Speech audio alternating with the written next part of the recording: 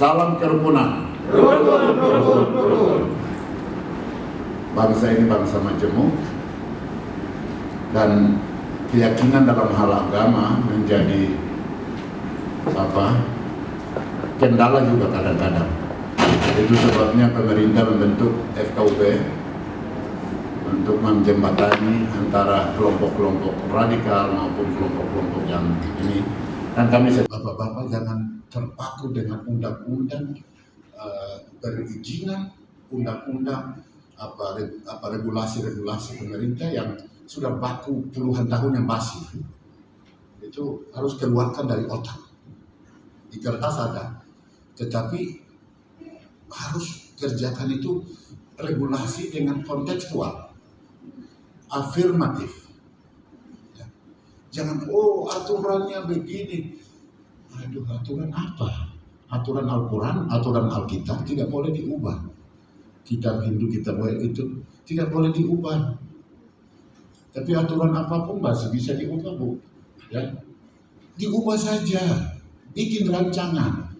Tinggal kasih tahu Jokowi, Pak Menteri. Kalau memang tidak bisa Jokowi, Pak Sandi, kasih tahu Jokowi, gampang kok. Tinggal diubah. Saya kaget kok, izin untuk pendidikan sekolah bisa 15 tahun, 20 tahun, berapa bulan lalu. Waduh, herannya luar biasa saya pada masyarakat awam. Izin, beberapa daerah izin aja belum keluar. What happened?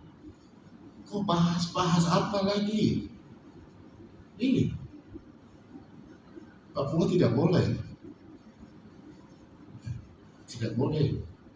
Makanya begitu saya bilang, ada satu ini, itu saya bilang, Pak Menteri, saya mau tanya, izin sampai 15 tahun atau 20 tahun itu prosesnya apa saja? Tahun ini oleh Politeknik Persada Bali, supaya hasil dokumennya bisa dijadikan pertimbangan untuk direalisasikan oleh Kementerian Pariwisata dan Kreatif yang berkoordinasi dengan Kementerian Pendidikan dan Kebudayaan. Studi kelayakan meliputi fisik dan non fisik. Fisik melalui bukti lahan, dan non fisik meliputi kurikulum, sedia dosen, dan lain sebagainya.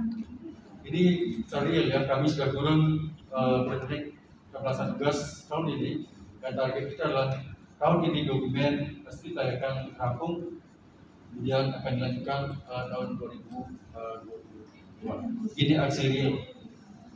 Yang tadi sampaikan ada gercep DPR dan Gaspol. Kita aktifkan semua, libatkan semua potensi yang ada, stakeholders yang ada, bagaimana membangun politeknik di Papua ini. Dan sekarang, tadi slide sebelumnya. Nah ini, poin nomor 2 ini konsisten dengan Permendikbud nomor 95 tahun 2014. Yang tadi digasih oleh Pak Kapus, itu ada baru nomor 7 tahun 2020 tentang persyaratan pendirian perguruan tinggi baru. Salah satu poin penting adalah ada studi kelayakan. Harus ada dokumen studi kelayakan untuk mendapatkan izin pendirian Politeknik Persada. Perguruan tinggi negeri maupun swasta sama perusahaan sendiri. Berdasarkan aksi real yang telah kami lakukan dalam kegiatan kajian inilah bertahapan seperti ini. Pertama kali kami datang audiensi tanggal 17 November 2021. Kami langsung bertemu dengan Pak Kadis yang berupa Provinsi Papua, difasilitasi oleh Pak Jaya Rakyat. Kemudian saat itu kami langsung bertemu dengan Bapak Pendeta Lukius Bini SDMPK. Itu kami audiensi saat itu di ruang Kadis Gudpar Provinsi Papua. Isu hangat sekali sebenarnya ya, bahwa satu kata kunci dari Pak Pendeta saat itu perlu ada upaya sengaja, ya. Perlu ada upaya yang disengaja untuk mengembangkan SDM pariwisata di Papua, untuk merevitalisasi, untuk memanfaatkan sumber daya alam yang sangat kaya di Papua. Itu kata kunci. Ya. Setelah itu kami kami audiensi ke ini sangat cepat Pak Kadis ya bersama Pak Jadi sangat cepat. Kita langsung bergerak ke sekda saja ya. Kami menyampaikan satu, salah satu persyaratan pendirian politeknik itu harus ada lahan, ya. Ada lahan yang clear and clean. Langsung bergerak satu Pak Kadis langsung ke sekda. Karena proposal untuk pengadaan lahan sudah disiapkan, tapi belum mendapatkan disposisi ya. Saya sudah langsung ke sekda. Satu pun langsung turun disposisi ya dari sekda satu. Kemudian di samping dengan sekda kami juga audiensi dengan Wali Kota Jayapura. Kenapa dengan Wali Kota? Karena kan nanti lokasi pendirian Poltek kami ada di wilayah Kota Jayapura. Kami audiensi dengan Wali Kota. Kemudian kami juga audiensi dengan Kadis Warga Kota Jayapura. Satu sekali lagi kata kunci adalah mengapa tidak dari dulu. Ini tidak lama tapi segera, ya, harus segera perlu diwujudkan. Kadis pada Jayapura itu menyambut sangat positif untuk pendirian Poltek baru di Papua. Beliau sangat responsif membantu apa yang dibutuhkan dalam rangka akselerasi pendirian Poltek baru. Next please. Nah, kemudian tanggal 18 ini kita melakukan audiensi. Ya, dokumen ada, rekaman ada, semua ada. Itu yang beberapa di antara para peserta yang ikut bersama tanggal 18 November 2021. Nah, ini terima Pak Kadis. Ini adalah stakeholders yang bisa mewakili masyarakat Papua baik dari dinas pemerintah maupun dari praktisi. Ada kepala dinas pendidikan kebudayaan dan arsip daerah Papua, Kadis Perindustrian, Perdagangan, APM dan Tenaga Kerja Papua, ada ketua Komisi B Papua, ada ketua DPRD Kota Jayapura, Kadis Pariwisata Kota Jayapura, Kadis Pariwisata Kabupaten Jayapura, Kadis Pariwisata Kabupaten Girong, dan kedua DPD Asika Provinsi Papua di satu. Kemudian ketua PRI, ketua AJ, ketua KPI, tokoh agama masyarakat, kepala SMK Negeri 1 Pariwisata Jayapura, kepala SMK Negeri 2 Jayapura, Pak Rian. Hadir saja. Kemudian sebagai narasumber saat itu ada kita menampilkan 3 narasumber, ada Pak Jimmy, Pak Kadis, dan ada Pak Jerry Robian, kemudian dari Pak Han sebagai tokoh masyarakat, tokoh budaya masyarakat Papua, kemudian sebagai key figure Bapak Pendeta Livius Gidiluk, SDA, tokoh masyarakat Papua.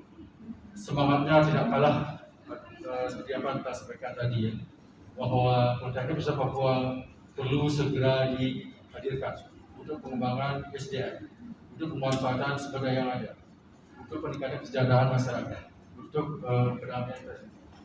Ini kemudian difokus ke discussion. Ini terima kasih Bu Dasa ya sebagai penulis saat itu sama Bu Benny. Ini ya, ini yang terlahir dari FPD Dasa. Selagi satu secara protokoler dibuka oleh perwakilan Gubernur Provinsi Papua yang diwakili satu oleh Pak Jimin Mawea sebagai kepala dinas dan masyarakat Provinsi Papua. Kemudian dilanjutkan dengan diskusi antara narasumber dan peserta. Prinsip penekanannya, Pak Pendeta Livius, Pak Pendeta Livius Gidiluk menekankan bahwa berulang kali menyampaikan bahwa Provinsi Papua sangat membutuhkan sekolah tinggi persada guna meningkatkan SDM persada sistematis bagi masyarakat Papua. Beliau sangat berharap agar pendirian Politeknik Persada Papua segera direalisasikan. Terkait hubungan tokoh-tokoh masyarakat, beliau menekankan bahwa semuanya sangat mendukung, kata kunci ya. Bahwa semuanya sangat mendukung, ya, kata kunci. Yang kedua, terkait dukungan pemerintah Provinsi Papua, Kepala Dinas Kebudayaan dan Pariwisata Provinsi Papua menyampaikan bahwa pemerintah sangat antusias dan siap mendukung pendirian Politeknik Persada Papua dengan menyediakan pendanaan untuk pembelian lahan sebagai lokasi kampus. Inform Pak, Pak Adis. Ya, oke. Baik, terima kasih. Selanjutnya,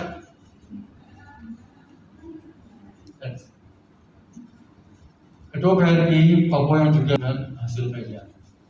Khusus pada pasal 6 itu ditekankan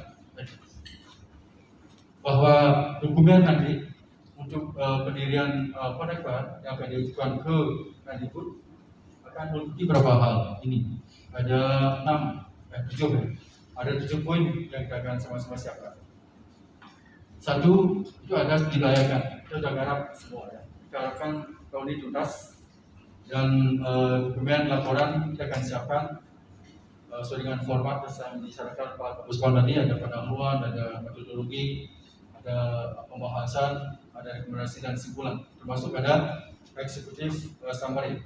Jadi ada laporan awal, antara, laporan akhir, termasuk ada eksekutif summary dari laporan ini. Ya. Sehingga ini menjadi dokumen ditayangkan.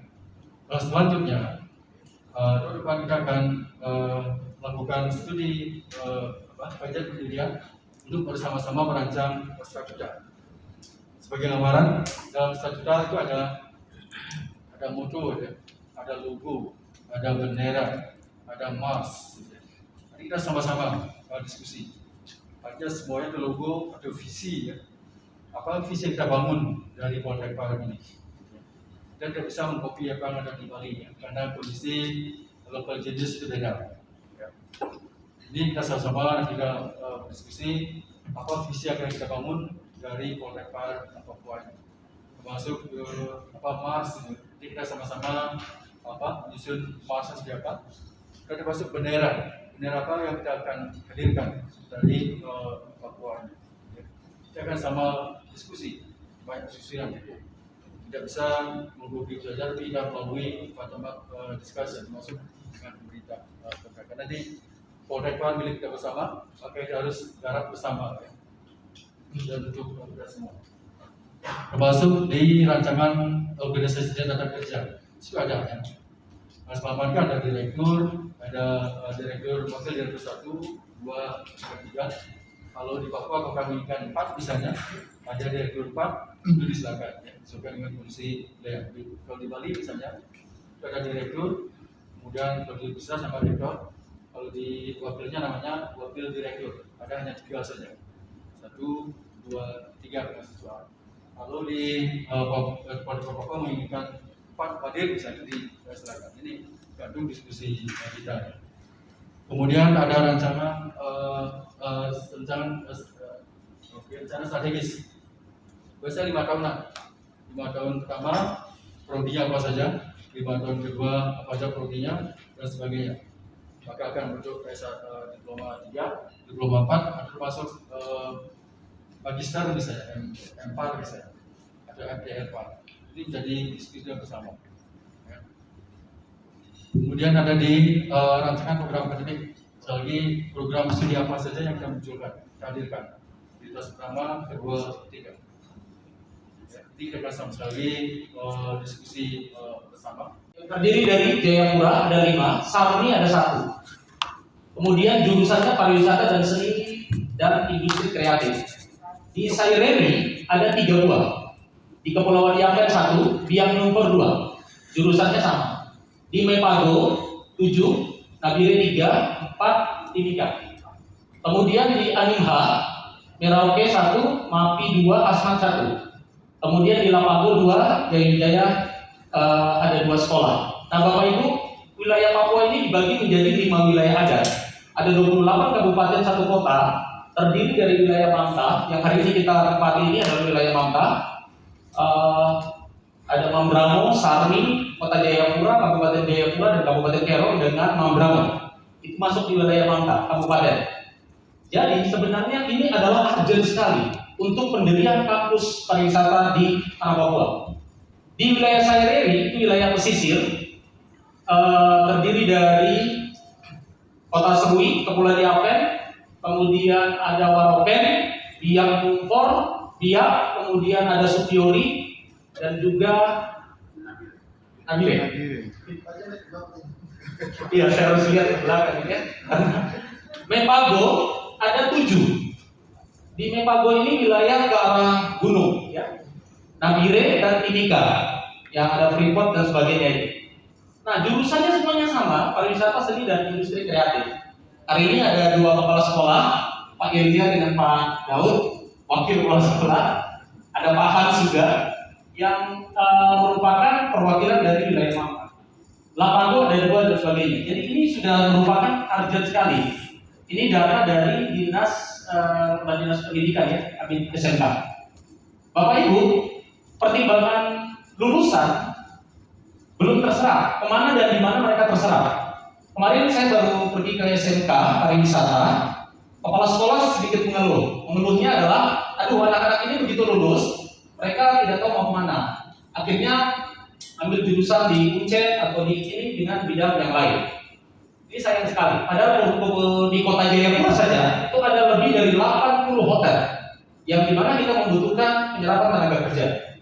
Kemudian kemana pertimbangan jurusan? Perlukah usaha perjalanan wisata ataukah tidak? Sebenarnya yang hari ini mungkin perlu ditekankan selain lahan adalah jurusannya ini apa dan juga tematiknya apa, Poltekpar ini. Apakah budaya, alam dan sebagainya. Kemudian ada pertimbangan lain adalah jurusan destinasi. Apakah perlu atau tidak? Nah, saya coba bikin beberapa poin. Output daripada Poltekpar ini, dia kerja di industri atau kuliah lanjut. Kalau dia kuliah lanjut, problem solver, ya, dia menjadi pemikir untuk menyelesaikan masalah-masalah di bidang pariwisata. Ya. Nah, jurusan ini apa? Ya, nanti mohon dikoreksi. Di IP pendidikan ini ada akademisi, ada vokasi. Yang satu saya lupa apa. Di akademisi ini kita menyiapkan pemikir analisis yang nanti kontribusinya ke ASN, konsultan, dosen, peneliti dan sebagainya.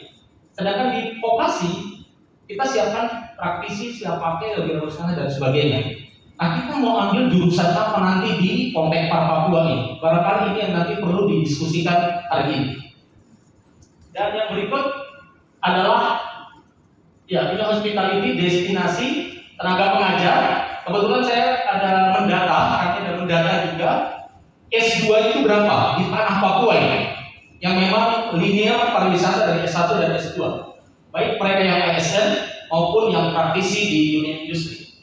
Kemudian tenaga pengajar, lokasi kampus praktek layak atau tidak, kapan dimulai, program-program yang bisa kita akan buka ke depan, Poltekpar jenis apa, tematik, dan yang terakhir ini perlu adanya tim lokal. Ini saran kami, karena ada beberapa masukan diarahkan ke saya dengan Dinas Pariwisata. Pak, ini barangkali perlu ada tim lokal kecil yang bekerja sama dengan Poltekpar Bali yang dipercayakan dari Kementerian Pariwisata. Karena ini sangat penting. Hampir sebagian data-data kita juga ada pekerjaan masing-masing. Barangkali perlu ada semacam, saya nggak tahu, mungkin ada SK atau gimana. Ya, rekomendasi. Apakah itu dari Sekda, ataukah mungkin itu dari sini untuk membentuk tim lokal. Tim lokal itu barangkali bisa diangkat dari teman-teman yang ada di kabupaten yang di Mangka saja. Mungkin kayak Pak Beni, ini bisa, beliau alumni S2 pariwisata yang punya passion untuk kampus itu bisa berdiri di sini. Kemudian, nah, ini hanya pemikiran, karena waktu itu ada wacana logo, ada pemikiran, dan saya coba dengan beberapa teman-teman mencoba bikin sebuah ini, tapi ini belum fix, ini hanya usulan. Kira-kira logo dari kampus, karena sempat di FGD pertama Pak Merta menyinggung, ini logonya ini harus disiapkan dengan filosofi yang kuat. Kira-kira seperti itu. Ada burung cendrawasih, tifa, ada dua manusia hitam, ada warna ungu, buku hijau, ada dua bika. Maknanya apa? Cendrawasih dan tifa melambangkan ciri khas Papua, wakili 5 wilayah ada.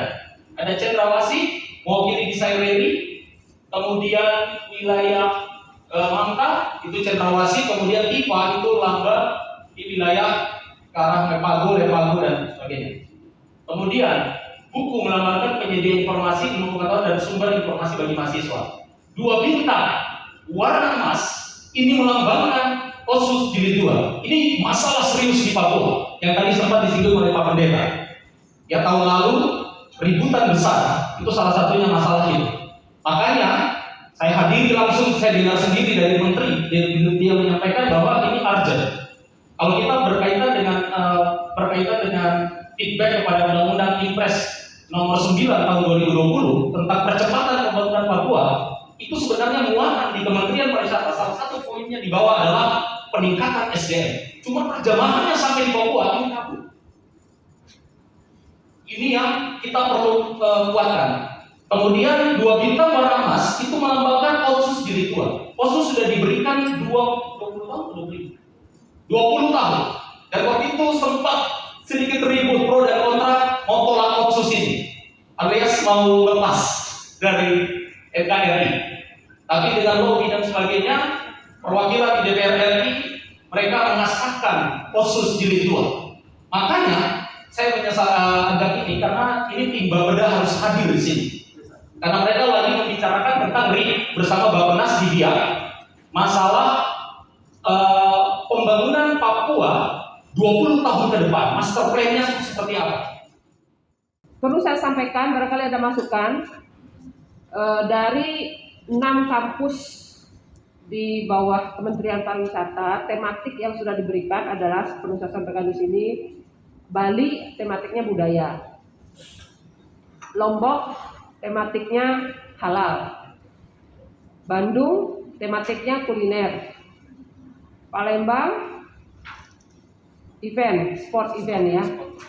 Kemudian Medan Geopark, jadi Politeknik Pariwisata Medan, Geopark. Kemudian Makassar Marine Tourism. Nah, kalau misalnya Papua, Poltek Papua, silakan tematik tentu dari masukan Bapak Ibu, dari pihak Pemda, dari pihak industri, dari pihak sekolah atau SMK, silakan diberikan kira-kira tematik untuk Papua ini apa? Ekowisata kah atau apa ya? Silakan yang memang sesuai dengan ini. Barangkali silakan Bapak Prim ya. Iya, terima kasih Ibu dan Pak Ketut ya. Selamat datang. Kita sudah bertemu yang kedua kali nih Pak. Kita datang ke tempat saya di Pariwisata Kabupaten ya, bersama teman Pak Rumbadang. Iya, pribadi sangat mendukung untuk pendirian sekolah ini Pak. Tapi yang saya lihat tadi bicara tentang lahan ini. Lahan ini di Papua ini gampang-gampang susah. Ketika ada sertifikat juga pasti dompal. Kita bicara stadion Lukas NMB itu dibayar oleh pemerintah, tapi tetap di Palang sampai hari ini masih ada permasalahan. Tanah sekitar 8 hektar belum dibayar. Kata pemerintah sudah, tapi masyarakat bilang belum. Ini persoalan yang hari ini kita hadapi di Papua, apalagi di Tanah Tabi. Iya, Bapak saya kalau bicara lahan saya lebih cenderung ke daerah Koya, karena untuk pengembangan sekolah, untuk lahannya, tanah di sana masih luas. Kenapa di sana kita bisa bangun banyak anak-anak bisa datang sekolah sana dari negara tetangga, Papua Nugini juga bisa datang ke sekolah di kita. Jadi profit ekonomi untuk kita juga Pak. Itu kalau saya, kalau bicara tanah lahan bisa bantu Pak. Kita bicara dengan para pemangku adat di sana. Kebetulan saya juga punya tanah di sana, jadi bicara dengan keluarga di sana. Untuk bangun kita tidak bicara untuk dapat ekonominya, tapi gimana kita membangun tanah ini dengan sumber daya yang handal di bidang kepariwisataan. Itu yang pertama. Yang kedua tadi bicara tentang pendidik apa nih jurusannya. Saya lebih cenderung ke destinasi Pak, karena kita hampir mempunyai destinasi yang bagus, tapi kita masih kurang mengedukasi masyarakat di bawah sana di kampung dan pemilik destinasi pariwisata itu. Itu mungkin masukan dari saya. Minta maaf Pak, bukan ini saya bawa ke Koya di sekolah. Ya di Koya itu lahan tanahnya masih luas Pak. Kalau di Kampung Harapan tadi bicara di pesisir danau, kita di kabupaten itu bicara satu tidak boleh tebak lagi Pak. Kalau kita bicara terkait prodi apa yang mau bangun di Papua, ini ada dua, ada vokasi, ada akademisi. Nah, kemarin saya juga ada diskusi dengan tim dari Udayana untuk pendirian destinasi kampus perubahan dari D3 ke D4 khusus destinasi pariwisata. Nah, di sana kami dapat memasukkan bahwa kalau bisa kita membangun prodi yang sesuai dengan kebutuhan daerah. Oke, kalau vokasi bisa, tapi kita harus kolaborasinya juga dengan destinasi.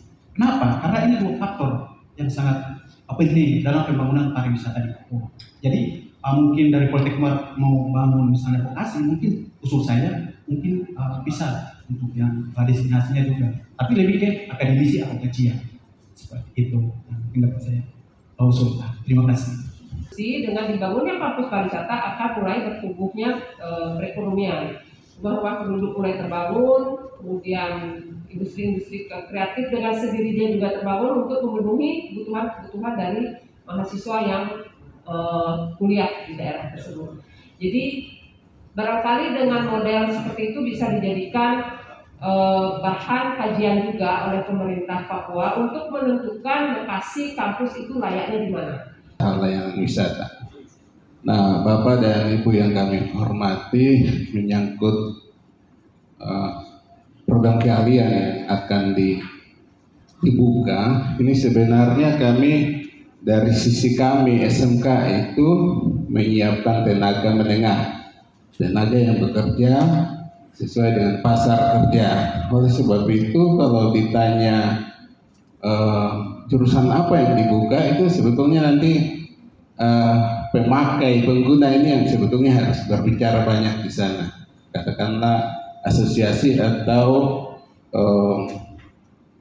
pemerintah, dalam hal ini Dinas Kebudayaan dan Pariwisata, karena mereka punya peta pengembangan Papua kemana di bawah gitu.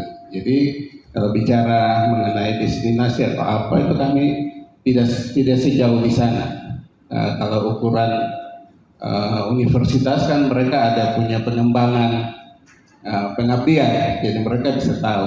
Nah, kami di SMK itu hanya mempersiapkan anak untuk bagaimana menjadi guide yang baik di tingkat level menengah, bagaimana bisa reservasi perjalanan yang baik, dan bagaimana bisa menyajikan makanan atau dan lain sebagainya sesuai dengan kompetensi. Jadi UKM dan tenaga kerja kami ada 3 dinas yang digabung, Bu.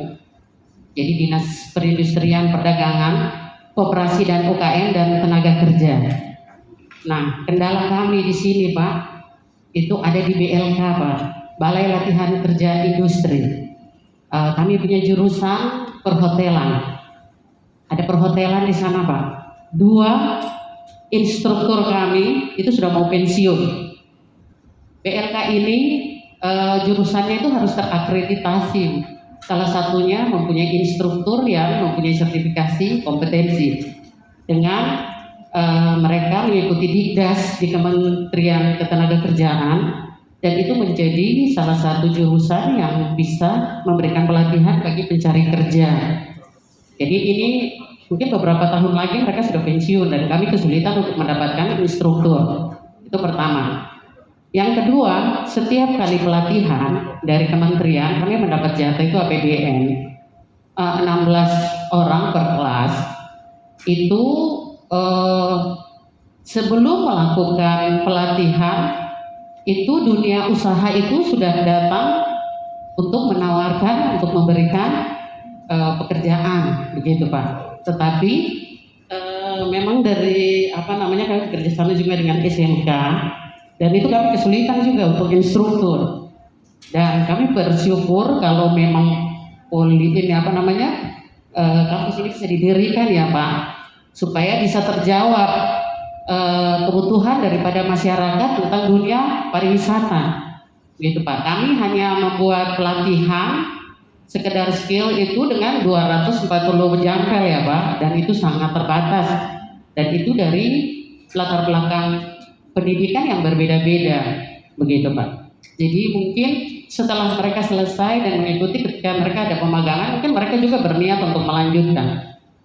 Dan yang pengalaman kami, perhotelan itu akhirnya bisa menerima apa adanya para pencari kerja itu. Maksudnya begini Pak, mereka tidak punya skill apa-apa, tetapi yang penting mereka bisa diterima dengan ketentuan, yang penting ada disiplin, seperti begitu Pak. Tetapi keahlian dalam dunia pariwisata mereka memang nol, karena memang dari bidang pendidikan yang sangat berbeda. Itu yang menjadi kendala kami, dan setiap tahun sebelum ada pelatihan mereka sudah minta. Dan seperti dipaparkan oleh Pak Jerry, berapa hotel tadi Pak, dan kewalahan ketika PON kemarin Pak, meminta, kita tidak ada kesiapan tenaga sama sekali. Minta dari SMK juga, kadang-kadang mereka sudah kerja, jadi waktu pelatihan mereka sudah minta, jadi waktu keluar sudah tidak ada lagi, kami masih tunggu lagi dananya untuk melatih lagi, seperti begitu. Itu untuk BLG Pak. Dan mungkin dunia pariwisata saya tidak bisa bicara tematik, tapi untuk kebutuhan untuk pencari kerja, kemudian dengan ekonomi kreatif Pak, dunia Indo ya. Pengalaman kami di Papua, kami baru saja berdiri di Jayapura ini 3 tahun yang lalu. Kemudian kami melihat perkembangan yang luar biasa, apalagi dengan adanya event-event nasional PON. Kemarin sangat dipercepat ya pembangunan hotel, kemudian penyediaan fasilitas pariwisata dan sebagainya. Itu dikebut luar biasa. Ternyata kebutuhan-kebutuhan untuk sertifikasi hotel, kemudian sertifikasi lain-lainnya yang dibutuhkan, kami juga mengalami kesulitan. Kenapa? Kami juga merekrut tenaga-tenaga yang ahli di bidang pariwisata ini untuk di Papua itu sangat terbatas. Nama saya Ibas Tanta Ginting dari DPD Asita Papua. Dudi dunia industri. Ya. Singkatnya begini. Harapan kami hadirnya ataupun lulusan daripada politeknik ini bisa menjawab permasalahan kami. Mungkin ibu dan bapak bertanya, apa sih permasalahan Asita? Apa sih aktivitas Asita? Kan begitu. Nah, kita tembak langsung saja permasalahan. Kami butuh Japanese speaking guy. We have to send from Bali to Jayapura. Betul nggak? Parah nggak Bu ya? We need Russian speaking guy. We have to send them from Jakarta. Masalah nggak Bu ya? Masalah besar itu, dan membutuhkan kos yang cukup tinggi. We need Spanish speaking guy. We have to send them from Surabaya. Oh my God. Masalah nggak? Masalah Bu. Kita panggil anak SMK, kasihan Bu, masih SMK. Kita panggil anak Uncen, kasihan, ini yang kita tunggu-tunggu di Politeknik ini. Dari dulu kita tunggu-tunggu, tak muncul-muncul. Kami dari Himpunan Pramuwisata Indonesia atau Tourist Guide Association ini secara umum kami sangat menyambut baik dengan kehadiran Politeknik Pariwisata untuk pengembangan SDM di Papua di bidang pariwisata. Karena memang Papua ini kekurangan tenaga SDM bidang pariwisata yang cukup baik untuk bagaimana pengembangan ke depan. Kita Papua besar dengan begitu banyak destinasi yang menarik. Kita butuh orang-orang yang terampil, yang konstruktif, yang bisa memberikan suatu kelebihan di dalam pariwisata pengembangan di Papua. Masalah kesempatan yang harus kita raih di sini. Kesempatan itu dari dunia industri membutuhkan tenaga, bagaimana kita menyediakan, lalu dari pendidikan menengah yang juga mengeluarkan banyak tapi dengan waktu yang terbatas, perlu lagi secara spesifik dari SMK lalu naik kepada jenjang yang lebih tinggi. Nah, ini harus ada tempat. Itu harus ada. Maka ketika kita bicara harus, kelayakan itu menjadi satu syarat administrasi dalam kita melakukan proses. Apakah ini layak atau tidak, itu syarat administrasinya. Tapi kalau kita bicara konteks negara, Papua harus dan wajib. Itu kita bicara konteks bernegara. Kalau sudah ada 6 di pulau-pulau lainnya, kenapa yang ke-7 di Papua ini harus sulit begitu? Barangkali mungkin perlu menghadirkan Bapeda kabupaten dan kota dari tempat yang direncanakan sehingga penataan ruang dan tata wilayah itu bisa jelas. Ketika kalau lahannya cuma 1 hektar barangkali, tapi kalau sudah lebih dari 5 hektar itu kan sudah masuk dalam tata wilayah dan ruang kota gitu ya. Nah, serta barangkali menghadirkan BPN sehingga kejelasan dari suatu tanah yang lebih dari 1 sampai 2 hektar itu bisa jelas selain sertifikat dan hak pelepasan. Tapi kalau memang itu masuk dalam ruang tata kota yang diperuntukkan bagi barangkali kepentingan publik, ya itu mungkin bisa didiskusikan lagi sehingga tata ruang kota atau dari Bapeda dan BPN ini bisa memberikan rekomendasi yang menjamin bahwa tanah itu memang benar-benar dialihfungsikan. Misalnya kalau memang itu hutan kota kemudian dialihkan menjadi lahan suatu kampus, itu juga harus ada dalam RT/RW-nya kabupaten dan kota. Itu mungkin yang pertama. Kemudian yang kedua Ibu berkaitan dengan logo, Mars dan bendera. Barangkali apakah ini bisa dibuat oleh tim lokal? Barangkali ini mungkin usul saja.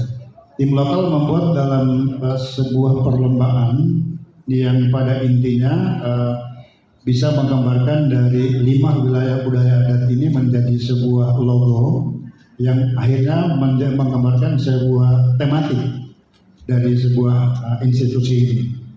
Nah, kemudian kalau berkaitan dengan Mars dan ya, itu barangkali mungkin setelah ada sebuah logo.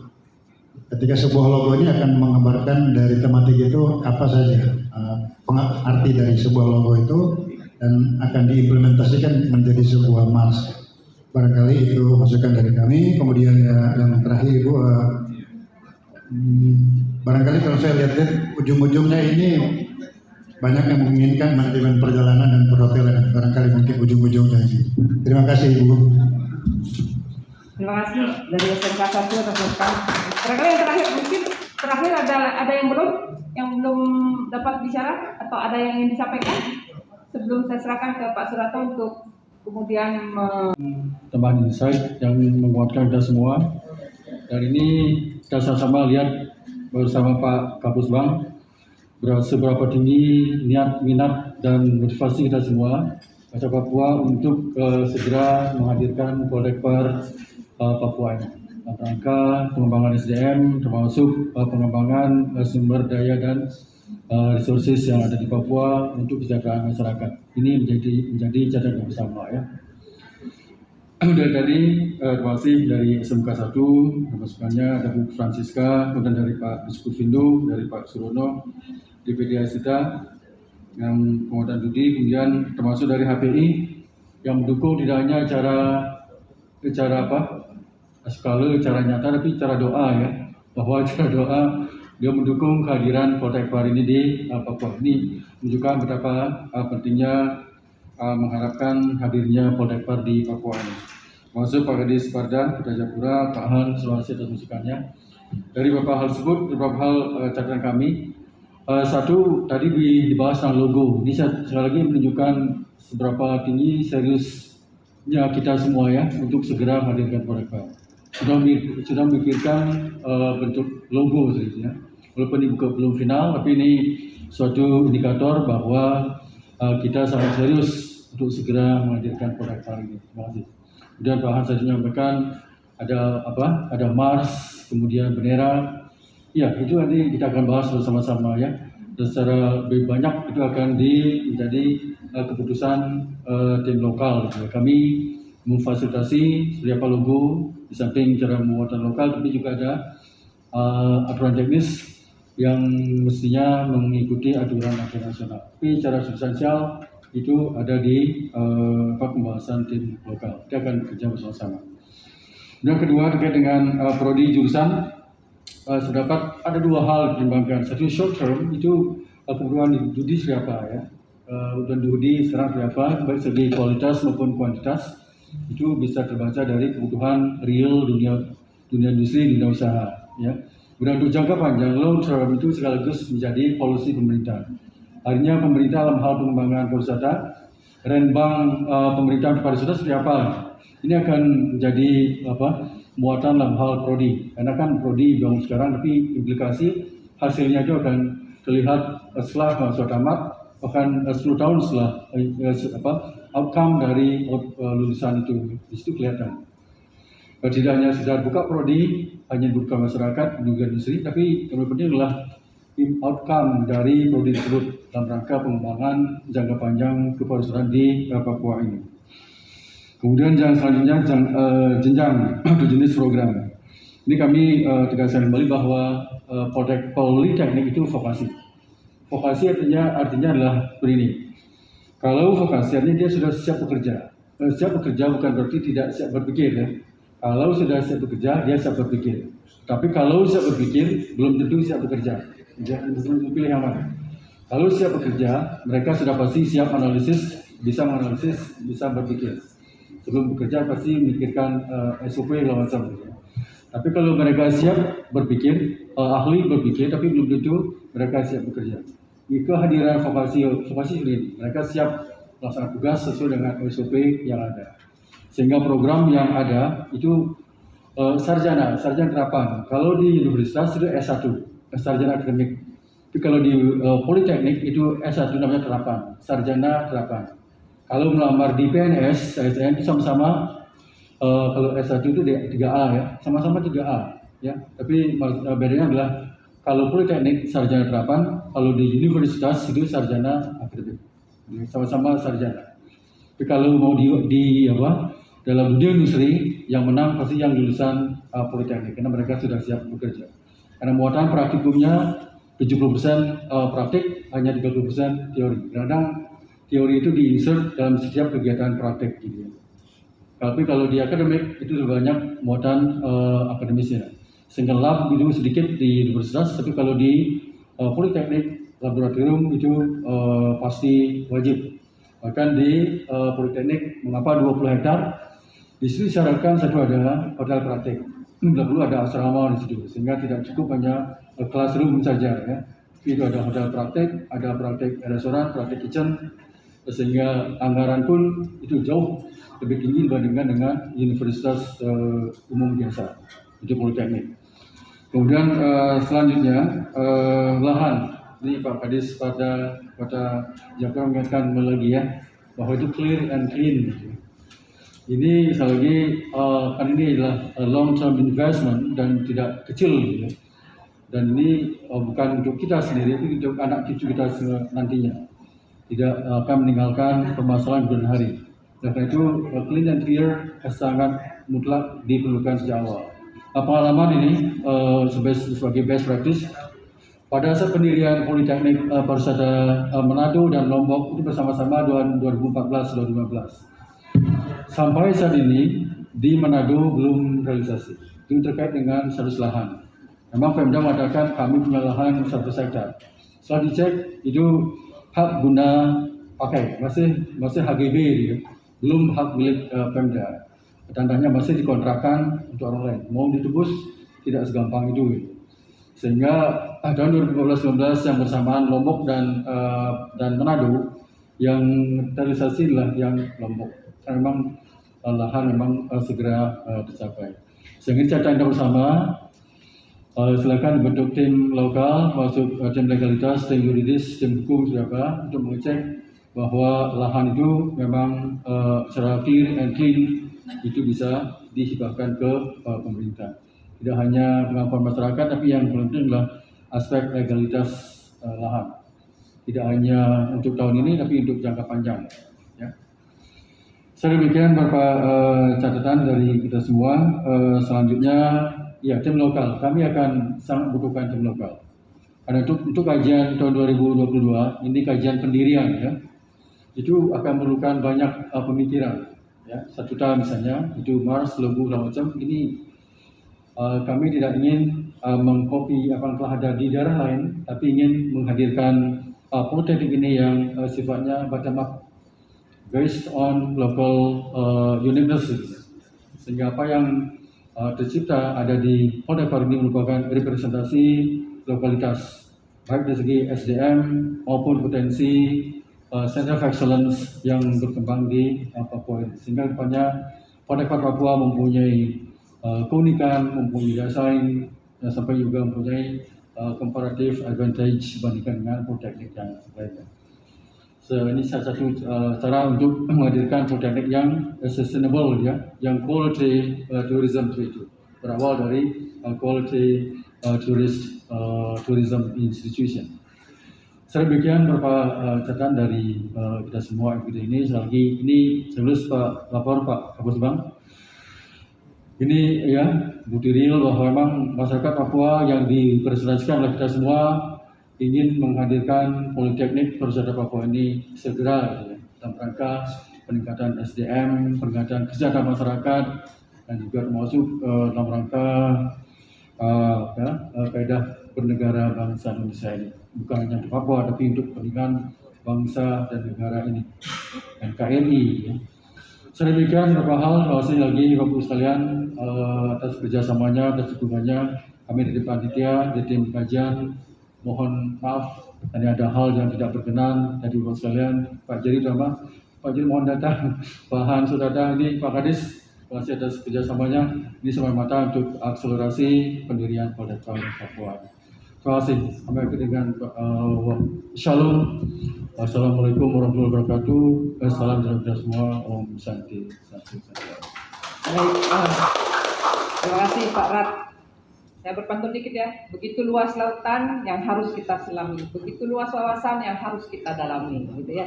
Jadi ada 2 hal yang menjadi pembelajaran untuk pembangunan Politeknik Papua ini. Yang di Manado tidak cepat terbangun karena lahan bermasalah. Jadi jangan sampai terulang di Papua. Jadi Shalom. Assalamualaikum warahmatullahi wabarakatuh. Om Santi Santi Om. Sadu Sadu Sadu. Yang terhormat PLT Kepala Bagian Administrasi Akademik dan Kerjasama Kementerian Pariwisata Ekonomi Kreatif. Yang terhormat Kepala Pusat Penjaminan Mutu Politek Parbali. Yang terhormat Koordinator Program Studi Bisnis Hospitality Politek Parbali. Yang terhormat Kepala Dinas Kebudayaan dan Pariwisata Provinsi Papua. Yang terhormat Kepala Dinas Pariwisata Kota Jayapura. Yang terhormat Sekretaris Dinas Kebudayaan dan Pariwisata Kabupaten Jayapura. Yang terhormat Ketua Asita Provinsi Papua. Yang terhormat Ketua HPI Provinsi Papua. Yang terhormat Kepala Sokovindo Provinsi Papua. Dan juga Bapak Ibu peserta kegiatan forum group discussion di siang hari ini yang telah hadir dari pagi. Di Papua tahun 2021 dimulai. Shalom. Assalamualaikum warahmatullahi wabarakatuh. Om Santi Santi Om. Sadu Sadu Sadu. Yang terhormat PLT Kepala Bagian Administrasi Akademik dan Kerjasama Kementerian Pariwisata Ekonomi Kreatif. Yang terhormat Kepala Pusat Penjaminan Mutu Politek Parbali.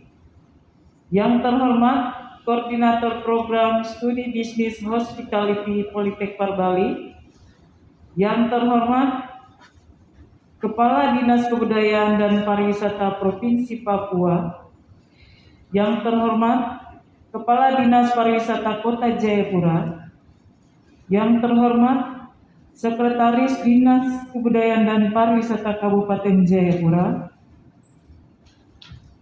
Yang terhormat Ketua Asita Provinsi Papua, yang terhormat Ketua HPI Provinsi Papua, yang terhormat Kepala Sukovindo Provinsi Papua, dan juga Bapak Ibu peserta kegiatan Forum Group Discussion di siang hari ini yang telah hadir dari pagi. Terima kasih atas perhatiannya. Kita boleh melangsungkan kegiatan ini dari pagi hingga siang menjelang sore ini. Adapun untuk kegiatan di sore hari ini, untuk penutupan ini, akan kita dengar bersama sambutan tunggal dari dari Kepala Kasubag SDM Kementerian Pariwisata Ekonomi Kreatif, sekaligus menutup kegiatan Forum Group Discussion di sore hari ini. Kepada Bapak Faisal, waktu kami silakan. Terima kasih. Baik, terima kasih banyak Saudari MC. Salam. Assalamualaikum warahmatullahi wabarakatuh. Selamat siang, salam sejahtera bagi kita semua. Om Swastiastu, Namo Buddhaya, salam kebajikan, rahayu, salam sehat, salam bahagia, penuh semangat. Salam kerukunan. Yang saya hormati dan muliakan Kepala Dinas Kebudayaan dan Pariwisata Provinsi Papua. Yang saya hormati Kepala Dinas Kebudayaan dan Pariwisata Kota Jayapura. Yang saya hormati para pimpinan Asosiasi Usaha dan Profesi Pariwisata yang ada di Papua. Yang saya hormati para kepala sekolah SMK Pariwisata yang ada di Jayapura. Yang saya hormati pimpinan Skopindo, yang saya hormati Direktur Poltekpar Bali, dalam hal ini diwakili oleh PLT Kepala Bagian Administrasi Akademik, yang saya hormati Ketua Tim Kajian Penyusunan Studi Kelayakan Politeknik Pariwisata di Papua, yang saya hormati rekan saya dari Pusbang SDM ada Mas Dewa, dan yang saya hormati dan muliakan seluruh peserta FGD pada siang hari ini. Yang pertama dan yang utama bahwa kami mendengar, kami melihat, kami menyaksikan ada semangat, ada komitmen, ada keseriusan yang tinggi yang disampaikan oleh para peserta FGD yang terkait dengan apalagi namanya inisiasi, rencana, dan juga apa yang sudah dirintis untuk segera bisa menghadirkan Politeknik Pariwisata di Papua. Tentu bagi kami di Pusbang SDM ini akan kami apalagi namanya rekam dan akan kami sampaikan kepada pimpinan di Kementerian Pariwisata dan Ekonomi Kreatif. Hanya mungkin begini, yang kami inginkan ini komitmen dan apalagi namanya harapan lisan ini kalau bisa ini diwujudkan dalam bentuk tertulis supaya bisa menjadi dokumentasi dan evidence yang kuat bagi kami bahwa memang pemerintah Provinsi Papua dalam hal ini Pak Gubernur dan tentu lebih teknis kepada Pak Kepala Dinas Kebudayaan dan Pariwisata, ada suratnya. Begitu juga mungkin wali kota Jayapura dan juga kepala dinasnya, begitu juga pimpinan asosiasi pariwisata, usaha dan profesi pariwisata, mulai tadi dari Asita, HPI, PHRI, dan mungkin asosiasi-asosiasi yang lain seperti itu, dan juga stakeholder yang lain, ini bisa memberikan ini supaya tentu ketika kami menyampaikan bahwa selain penyampaian secara lisan disampaikan pada FGD ini, tapi ada juga yang sifatnya resmi tertulis sebagai dukungan, dan inilah yang akan menjadi energi positif bagi kami untuk terus memperjuangkan dan terus mengkomunikasikan ke level high level untuk bisa mendapatkan perhatian yang sangat penuh ya yang sangat tinggi untuk mengakselerasi hadirnya Politeknik Pariwisata di Papua di tahun 2022. Yang kedua yang kami ingin sampaikan bahwa ada 3 hal besar yang harus kita konsentrasi. Di luar tadi yang sudah dipaparkan dari teman-teman dari Bali. Ya. Pertama, bicara akademik. Kita dulu akademik. Akademik itu yang titik kritisnya itu dosen. Ya. Jadi pastikan ini dosen ada, karena ini titik kritisnya. Kalau bicara akademik itu selain dosen, ada kurikulum dan sebagainya. Ini tidak terlalu penting, karena kurikulumnya sudah ada di Bali. Ya. Program studinya sudah ada di Bali. Tapi yang paling ditanya itu keterpenuhan dosen. Dosen yang dimaksud di sini dosen vokasi, bukan dosen umum.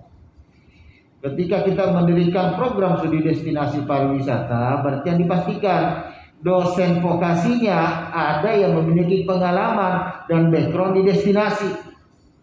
Karena jangan lupa yang kita mau dirikan ini perguruan tinggi vokasi, bukan perguruan tinggi akademik. Kalau akademik, yang penting backgroundnya S2 pariwisata, bisa cuap-cuap di kelas jadi Bang.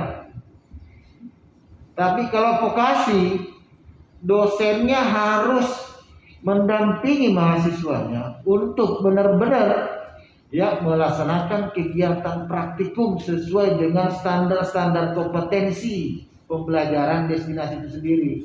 Baik dia di lab, di laboratorium praktek, atau yang kita kenal dengan teaching factory atau teaching industry, maupun dia di lapangan.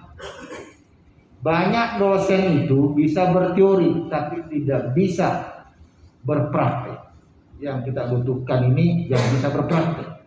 Karena yang kita mau didik ini adalah mahasiswa yang memiliki kompetensi keahlian, bukan mahasiswa yang memiliki pengetahuan keilmuan. Karena itu wilayahnya ada di akademik. Ya, jadi ini mohon dipahami. Yang makanya solusinya kalau ada dosen vokasi PNS, ya kami tadi sudah ada 8, itu saja mutasi pasti harus dimutasikan. Sebelumnya itu sudah ada semua sebenarnya Pak. Kalau statuta itu kami sudah punya statutanya, tinggal diganti. Politeknik Pariwisata Papua. Bapak punya logo, masukkan ganti logonya. Bapak punya nanti himno, masukkan. Yang lain itu kan sama aja Pak. Tidak ada yang sama. Jadi sebenarnya mudah diselesaikan seperti itu. Tapi itu tidak akan ada gunanya apabila lahan tidak clear. Yang kedua, dosennya tidak lengkap, siapa mau mengajar? Jangan nanti kita membangun program studi di sini tidak ada yang mengajar, kasihan mahasiswanya Pak. Jangankan baru bermutu, justru bisa menjadi kita menghadirkan masalah buat daerah seperti itu. Karena tentu semangat tadi, bagaimana menghasilkan SDM yang disiplin, SDM yang ramah, SDM yang sopan, SDM yang berqualified sesuai dengan standar begini. Ini hanya bisa dijawab apabila ada dosennya. Setelah itu ada sarana dan prasarana yang mumpuni mereka untuk praktek ya dan mengajar. Dan ada dukungan dari industrinya Pak yang akan nanti share pengalamannya dan memanfaatkan mereka ketika nanti mereka sudah selesai untuk mengembangkan pariwisata di sini. Ya, jadi ini yang kita harapkan, ekosistem ini harus terbangun, semangat link and match, semangat untuk memperkuat double system antara pendidikan dan dunia usaha dan industri harus terus bisa kita hadirkan di tanah Papua. Saya kira demikian yang ingin saya sampaikan. Terima kasih banyak atas kehadirannya Bapak dan Ibu. Dengan mengucapkan puji syukur kepada Tuhan Yang Maha Esa, maka fokus group discussion kajian kelayakan Politeknik Pariwisata di Papua hari ini saya nyatakan ditutup secara resmi.